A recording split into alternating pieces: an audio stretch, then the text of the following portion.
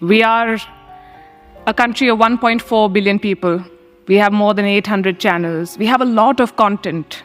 And our phone is full of stories and videos and reels and all sorts of things that you all consume. But we seek validation from the foreign press.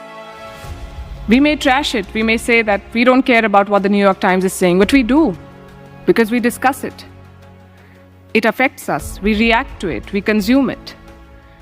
Promise I'll keep it short. I don't have a teleprompter anyway. So let me start by thanking the Rashtriya Patrakarita Kalyan Nyas for this award. Let me also congratulate them for all the good work that they're doing to promote journalism in India.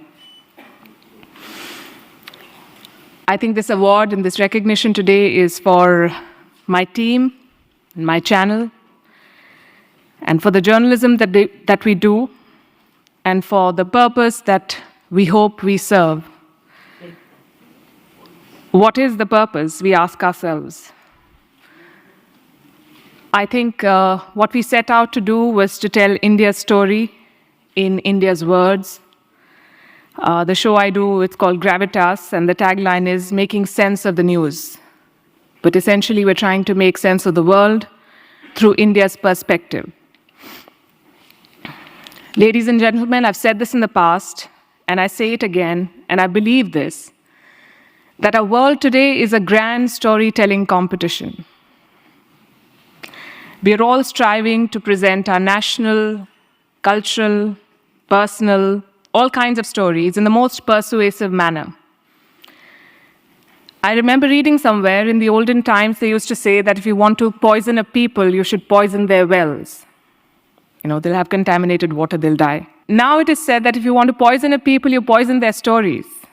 When you poison their stories, you contaminate their minds, and it's worse than dropping bombs, because then you take away the self-confidence of a country. You devastate their morale. And I think that is more damaging any day than poisoning water or poisoning wells. You make a country doubt its abilities.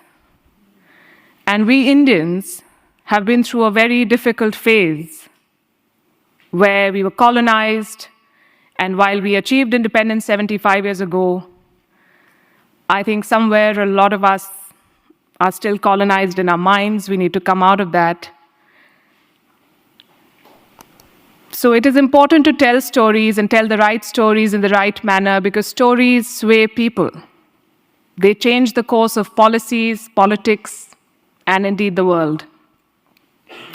And this is my favorite example from the Second World War. America had a list of cities in Japan that they wanted to bomb with the atom bomb. And on that list was the city of Kyoto. But the US then had a Secretary of War, and he decided that Kyoto should not be part of the list. We know which two cities were bombed eventually, Hiroshima and Nagasaki. He removed Kyoto because this Secretary of War in America had been to Kyoto on his honeymoon, and he saw how beautiful Kyoto is and how rich it is culturally, and he believed that that culture should not be destroyed. So the story of Kyoto won, and the story of Nagasaki and Hiroshima lost, which is why it is very important to also control your story, to actively shape it. We are a country of 1.4 billion people. We have more than 800 channels. We have a lot of content, and our phone is full of stories and videos and reels and all sorts of things that you all consume. We are a very aware and politically engaged people. From the tea seller to the CEO of a company, everybody knows what's happening. They can talk to you about Biden's policies, and they can also weigh in on what's happening in Bihar and everything in between. But we seek validation from the foreign press. If you've seen what's been making news in the past couple of days, you would know. The New York Times writes something about a policy in India, and it immediately becomes a Twitter trend. But why do we need a certificate from the foreign press?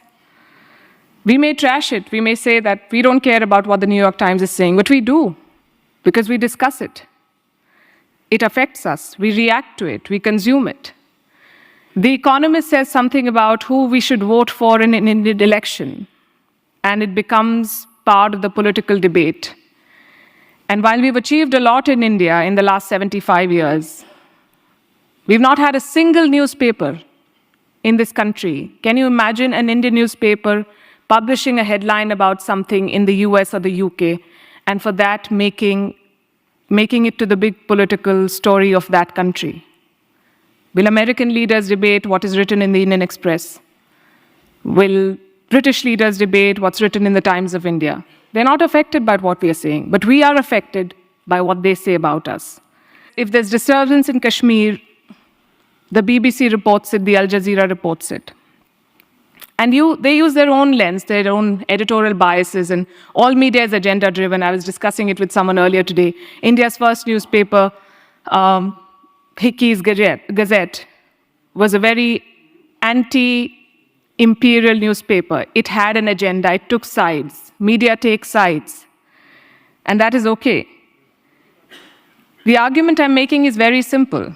We are a land of epics like the Mahabharata and Ramayana, and yet we've allowed others to take control of our story for way too long.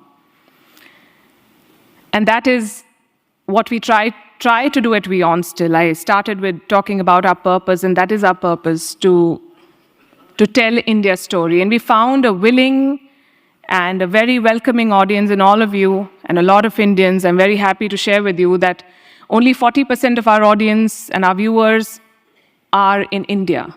The remaining 60% are outside India, which gives us a lot of hope.